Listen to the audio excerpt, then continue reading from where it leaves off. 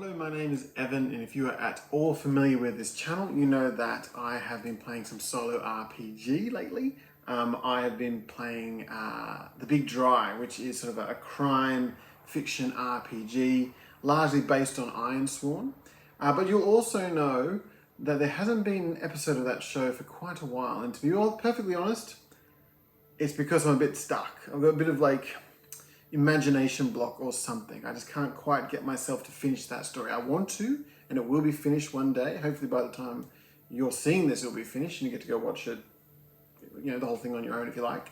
But yeah, right now I'm feeling a little bit stuck. So I thought what I would do is I would do a bit of a palate cleanser. I would do something a bit different. If you've been watching The Big Dry, you know that I've basically taken Ironsworn, but I have really changed it. I've made it like a crime noir story. We're actually investigating. There's more sort of conversations and stuff. I'm using other tables and charts like Une and other great things on Drive-Thru RPG, where you can get that from. But I thought as a bit of a palate cleanser, I would go back to Ironsworn itself. I haven't actually, on this channel, played Ironsworn straight. It is a solo RPG by Shaun, and it's a very good system, a very good world. It's great seeds and ideas for your own adventures that you can run. But I haven't made use of that. It's for free. You can find it on ironsworn.com, as well as supporting their other sort of campaigns like a Starforge is out there. There's also the Delve system. But I thought what I would do, like I said, just to clear out the cobwebs of these other stories, I would take the system that you can get for free and a few other little ideas and just run a normal Ironsworn game. I will do 3 additional rules though. There's 3 other rules that I'm going to include in my game. Rule number 1, I'm going to try to show more than tell. I find that a lot of these solo RPGs can get a little bit spreadsheety. Mean to say that a naughty word. Basically, the idea that it becomes a lot of numbers and a lot of people just sort of ticking boxes as to what they want the world to look like. I'm going to try and avoid that. I'll just try and tell you a story rather than show you a story with a spreadsheet. Number 2, no promises with this.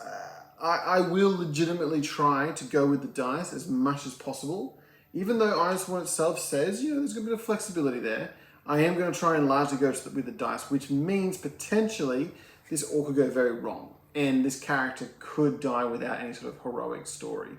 It's a possibility. And so basically no promises that this will come out with a nice little story arc at the end of it. And rule number 3, I'm not a novelist. I'm not very good at prose and stuff like that. So look, I'll tell you this story straight. If it inspires your own imagination, then excellent. But I'll try to avoid waxing philosophical and talking about the glint of dew that was upon the deer's cheek as it stood upon the grand valley, avoid all that sort of stuff. Just because I know I'm not the best at that all the time. So with that in mind, let's get this adventure underway. So our story begins with Gimana coming over a ridge out of the deep wilds, looking out across the havens. Her and Naomi have been walking for some days now through pretty dense forest, largely off the trails, trying to avoid any attention. But now finally they've moved out of the tree line for earnest now, for real, and they're looking down across a big open plain. There's some mountains off to the north. There are some hills and forests, smaller forests down to the south. But largely where they've come out is open plain. And as they look down, they see a little settlement. It's not quite a walled settlement, but it does have a few towers, and people are busy down there. Gimana, as she looks down there, she thinks, okay, we finally found some civilization, and she honestly doesn't know how to feel. This isn't her world that she's going into, but she knows that this is a place of safety. But just as she thinks that, she hears a whine from behind her. It's her dog, Zanita. As Gimana turns and looks to see her dog, she sees that Naomi is once again on her knees, with a 1,000-mile stare upon her face. Gimana trudges over to Naomi and tries to lift her up, but get her back on her feet. Not a word is shared, not because she doesn't know what to say, but it's all been said before on their journey already. as they mount on top of this hill. They look down on the plain, and Naomi says to Gimana that you don't need to keep following me. You can just leave me if you want. I'm not your mother anymore. I never was. This world is not your world.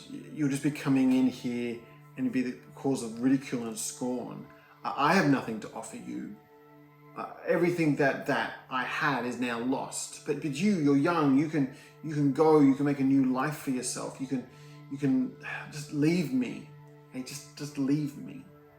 Gimana looks at Naomi, and in her eyes, she can see the pain. She can see the bitterness. She can see the sadness. But she can also see the eyes of her husband, her late husband. When Naomi says ridiculous things like, oh, you've got your life ahead of you, she can't help but feel, in some part, angry. She remembers what happened those weeks earlier. She remembers seeing their home going up in smoke. She remembers seeing those masked men kill her husband, kill her brother-in-law, kill all the humans that had come into the dark wild. She saw that family that she had made for herself destroyed. And she saw her own people enacting this violence upon her family. She can't go back to her old family. And the new family she made is dead. She has nowhere to go. And all she has is this woman who is sad and broken and despairing. And she's all she's got left. And her world, the world that she came from, that Naomi came from, she knows there's potential there. She knows there's hope there. Maybe. Something tells her there is. So she doesn't say a word. She just takes Naomi by the hand and she starts making her way down the hill.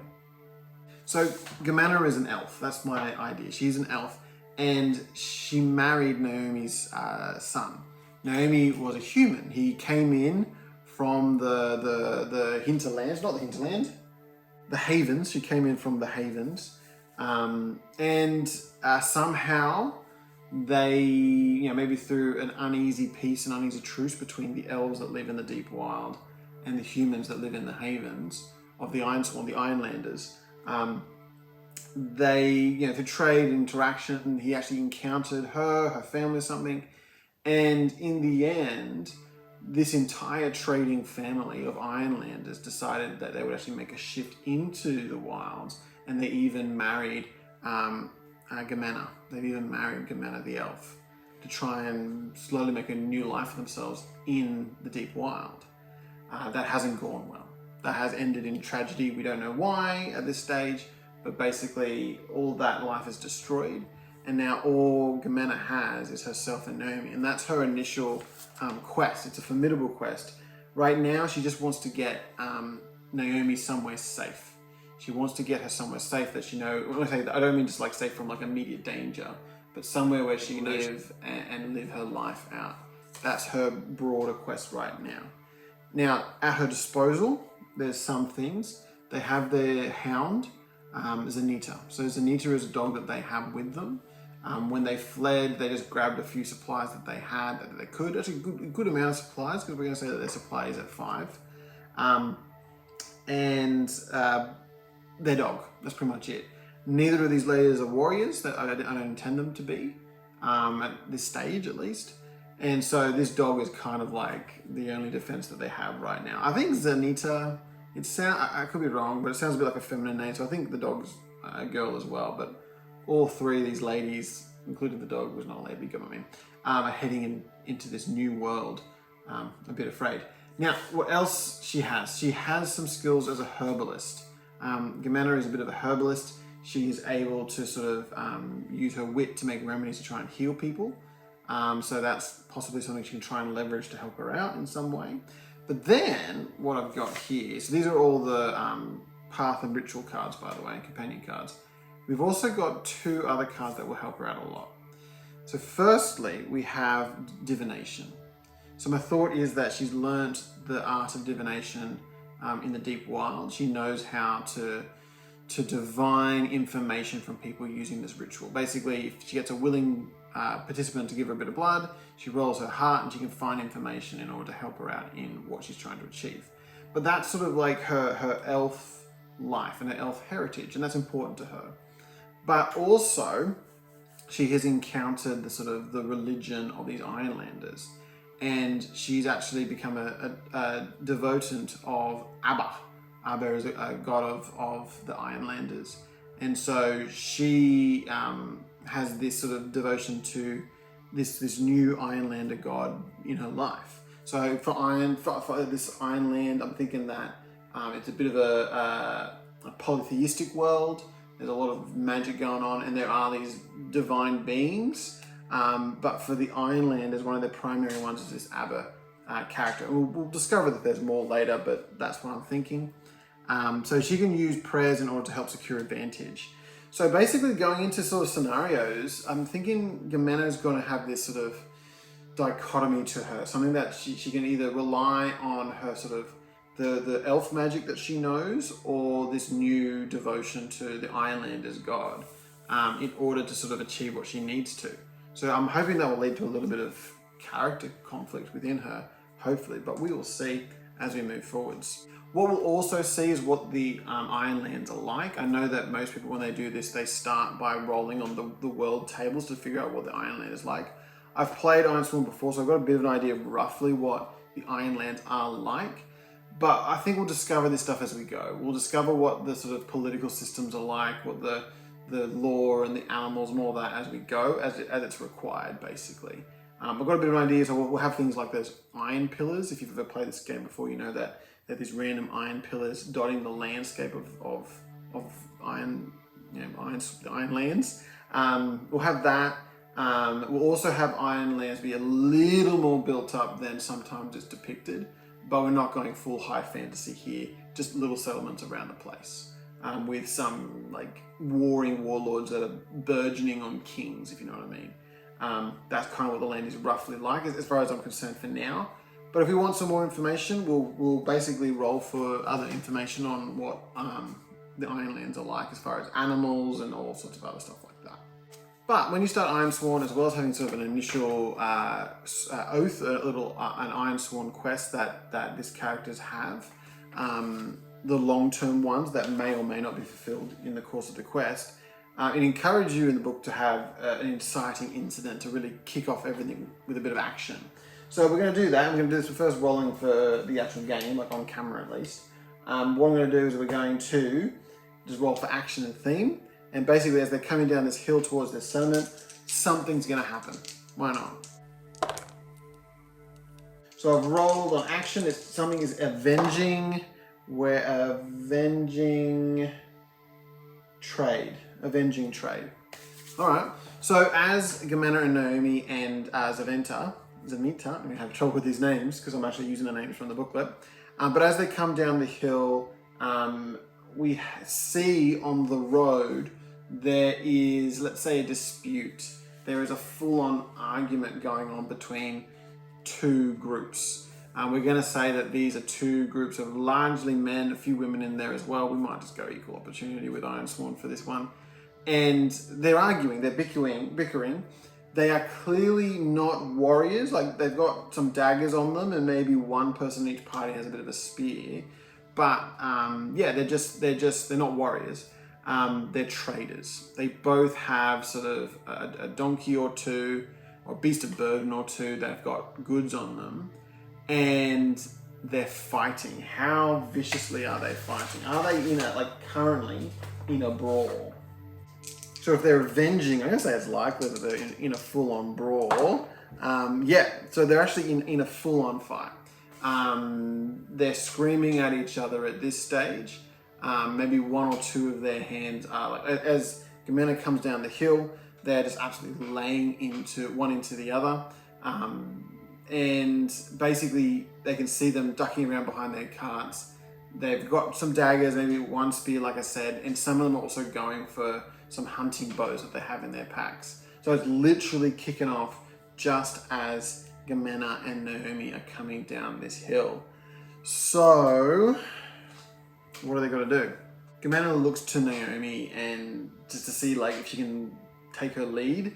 This is probably the most Ironlanders that Gimana has actually ever seen in her life. She's only really ever seen her husband and a few other traders, not two trading groups, and not two trading groups that are just getting into a grudge match right now. So she looks to Naomi to sort of give her a hint as to what to do. But Naomi, she looks down, she's very clearly looking at what's going on, but she's just looking with anger and bitterness at this little fight going on. So she's not giving her anything. So Gimana looks and she's just gonna literally just look at what's going on and try and figure out what is happening, what's the best way to deal with this. So we're just gonna gather information with our wits. Which is +3 for Gimana. So that is, it's a good roll. So it's a 7 against a 4 and a 6. Strong roll for the first actual roll, which is lovely. So strong hit, so as well as getting some momentum, she can actually more or less identify what the fight is about. As she sits and she watches, she hears some of the men shouting at each other. They're saying, more or less, how dare you, how dare you. You revealed that trade route. We were the only ones that knew about that trade route. We were the only ones that could profit from that, and you've given it away. You revealed this knowledge to other traders, and now there's people all bustling along this road. I thought we had a deal, but now you've betrayed my trust. So these people are fighting over that sort of betrayal of knowledge. They revealed information that they shouldn't have. Look, Gimana doesn't want to get involved in this. She doesn't know how to fix that. So pretty much they're just going to try and sneak around the outside of this little group and have nothing to do with them if they possibly can. So she starts to make her way around this group. They're going to, I guess, face danger as they try to sneak around. She might try and secure advantage first. They've got their dog. Okay, she's going to say a prayer. Okay, so I got to be honest with you. I've never really used the Devotant card before, and it talks about how each of the gods will have sort of a stat. I don't really know what that means. So what I've decided is Abba is actually going to be like a fairly virtuous type of divinity. And pretty much all the stats, strength, heart, wisdom, all that, it's going to be like 4, a +4. However, the one thing that's this divinity is not going to be good at is sort of sneakiness and deception. It's a very, like I said, very sort of upfront and forthright divine creature. So, which is interesting because Gimana is going to be basically praying, please, oh Abba, help us sneak past this group of people, which is probably a mistake. So because shadow is 0 for this divinity, I'm adding 0 to this roll. So it might secure some advantage, but it might not. Let's find out. Nah, it's a weak hit. It's a weak hit. Okay, so it's a weak hit. By sheer chance, it's literally a 10 and a 1, but it gets a 2. So we do manage to get a little bit more momentum going, which is kind of nice. So with that extra momentum, they're going to sort of face danger and they're going to try and sneak their way around this group of people, which is kind of awkward. I'm imagining that there's sort of like a little fairly narrow path, open plain otherwise, but maybe a little bit of a gully that they can kind of make their way around. So if they keep their head down and they make their way through. She doesn't know she needs to sneak, but she knows that the Ironlanders in the Havens and the Elves in the Deep Woods aren't always simpatico. There was a raid on an Ironlander settlement in the Deep Wild recently, so maybe they don't like it, but she just thinks it's best just to sneak through. So that's what she's going to do. So off they sneak. So it's a weak hit. They manage to sneak past, but as they're fighting like a rock or an arrow or just like a dart, they do start coming down, so it means they actually need to hug the wall a lot more than they should. And they don't like being there, but they've got to keep going. So they move slowly along, make sure they're not being too quiet, across sort of this rocky gully in order to get through as just this brawl is going on up ahead. So we're just going to lose some momentum on that. But there we go. We have ourselves, we're heading into this settlement. We don't know what it's called yet, but already we know that it's a bit of a trade. Trade is a part of this settlement's existence. And we know that there's fierce rivalries going on in this town. So they enter into this town. Like I said, there's no gate, so it's not like they sort of immediately, come to a gate and have to call in for an answer. But rather, they start seeing little houses, little tenement farms just here and there. It does get more populated as they get closer and closer. Are there any sort of town watchers watching for people coming and going? Let's just say 50-50. There's some towers, but are there any what's the word I'm looking for? Checkpoints. Are there any checkpoints as they enter into this town? Yes, there is. Yes, there is a checkpoint as they get in closer.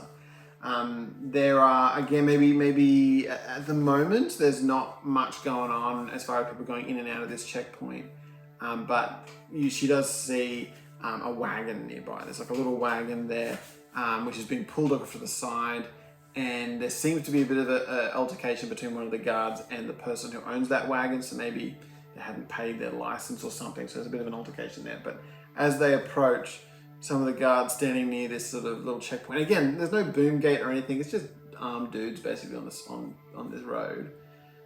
They sort of themselves off their spear and they sort of iron off this couple coming into town. I'm thinking that Gimana is going to be hiding her elf nature for now. It's going to be probably a little bit impossible to do so because it's not just going to be that her ears are pointy. It's going to be like the facial features are kind of a giveaway. But nonetheless, she's maybe got a bit of a shawl on, maybe a black shawl because she's kind of in mourning here. She hasn't done that for anyone. She's done that for herself. This is something that she's picked off of Naomi because she's got a black shawl on. It's not even a proper black one. She's like maybe just gotten some ash from a fire and just gotten one of her sort of her scarves and blacked it. She's got over her head, which is also acting to sort of cover up her ears a little bit. She approaches these guards. She's gonna have to interact with these guys. Looks like she's gonna have to interact with the guys if they're gonna enter the town proper. So the question is, does she try and quietly hovel their way in, or does she engage with the guards? I think because they've seen her, she's going to engage with these guards. She's going to go straight up to them and talk to them. She simply asks them, "Good sir," in as fluent an Ironlander as she has learned, and she has got some pretty good Ironlander. She's able to speak it fairly smoothly, but she's trying to hide her accent. But she says to this lord, "Good sir, what town is this? Where are we?" Now, I'm going to roll gather information to see how helpful this guard is on the whole, whether this information comes easily or not. So we're just rolling our wit on this. So +3, it's good. It's 7, it's a strong hit. We've had some pretty lucky rolls. I wish I was getting these rolls in my other game. They talk to this guard. We get some momentum, by the way. And he reveals what this town is called. So this conversation is struck up between the two of them. The guard reveals that this town is called Elderwatch. Elderwatch, as I said, it seems to be some sort of smaller town. Trade seems to be one of its main businesses. There are a few watchtowers around the place, but otherwise not super fortified. It looks like they don't feel like they need to be super fortified. But as the conversation goes on, what else does she learn about this town? We did get a strong hit after all. As the guard talks, he talks about Elderwatch, saying, "Oh yes, Elderwatch, this is one of the most beautiful towns you ever come across. We know that the truest and strongest communities are ones built on purity and innocence and goodness. So if you want to get a good deal, you come here, you'll make a good and fair trade." Are they welcoming? Are they welcoming to all who come here, strangers, in particular elf kind? Does he suggest that that's possibly a thing? I'm going to say it's a bit unlikely extending that kindness to elves. And it is. So he says everyone, all traders are welcome. Anyone here looking to make good are welcome here. But she notices him eyeing her face and a little waver in his throat. So she's not quite sure that this welcomeness extends to her kind. But this guy's been affable. They've told us Elderwatch that apparently this place is a place that's good for innocent and pure trade, but we've seen a bit of arguing on the road, so who knows how true that is. But basically, Gimana needs to ask if there's a place to stay. Is there anywhere that two wanderers can find rest, two poor lost souls can find a place to stay? So she really puts it on. She's really like, oh yeah, we need a place. And my mother, she needs somewhere to rest. We've been on the road for so long. So she plays her cards right. She's witty, so she plays her cards right to get the sympathy of this guy. And at first he's a bit skeptical again. He's kind of noticed some of the facial features, but he sees the mother, his heartstrings are pulled a little bit, and he basically gives them information about where they can stay. So sorry, with that weak hit, they give him information of where they can stay. And basically he's like, you're not going to be able to find anywhere to live without paying a little bit of coin, my dear. So you can head into town, we'll let you in. You can go in, and if you can find, go to the main center square, you'll find some places to rest there. In fact, he even recommends a place called Sword Haven. There's a little place to rest, and it's called Sword Haven. But again, you're going to have to pay for something like that. So, we'll see. So she thanks the guard kindly, and they make their way into town. Danita growls at the guard as he goes past, and only because the guards growled at her first, and they were a bit taken aback by this large dog that's traveling with these two women, but they let it past, and in they go. What harm could they do? They make their way into the town. There's activity going on. It's not like the hustle and bustle of a market square or anything like that, but it's also not abandoned or anything like that. It's not like Rohan in the movies of Lord of the Rings, where everything's all like dour and sad. There's just people going about their business, and not too many people are looking up to notice this couple coming in, these strangers they've never already met before. But they get into the town, and does it take them long to find this sword? What was it called? It was called Sword Rest. I'm gonna say it's very likely. So yeah, they find it in the center of town. There's a little sign out the front, swords crossed over. Why not? No, something more imagined than that. Sword resting on a pillow, literally. No Z's coming off, but it's just resting there, and they enter into this town. They look around, and again, no one's looking up, no one's breaking from the work that they're doing, and even the conversations they're having with people. So they manage to come up into the sword rest. They open the door, they enter. They, again, don't see too many people around. The chairs are being brought down off of the table and being placed onto the ground. They're being wiped by one or two sort of servants or something like that. As they enter, they look around at what's going on. At the back, there's a sort of a bar, which also is being wiped clean. And it's actually one of the people putting the chairs down that sort of goes, good to see you. Come in, ladies, come on in. What can a fine innkeeper do for such charming young ladies as yourselves? They come in. He actually heads around behind the back of the counter, and Gimana approached and said, "Oh yes, thank you. We were wondering if we could find a place to stay." "Oh, you're gonna stay, are you? You're gonna stay? Very nice, very nice. How many nights? Many nights? Just the night you moved? Where are you going? Where are you traveling to? Can I help in any way?" Gimana honestly doesn't know the answer to that question. She supposes that she might stay a few nights. How much would it cost? How much does it cost to stay in the Sword's Rest? Oh, look, ladies. Ultimately, it's going to cost you a little bit to stay here long term. But I tell you what, I don't believe in just casting people out on the street. Not just like that. What we'll do is you come in here, you can stay a couple of nights, and you'll just have a tab, basically. We'll get to know each other, and we'll figure out what's fair as far as that tab goes. So you're more than welcome to stay.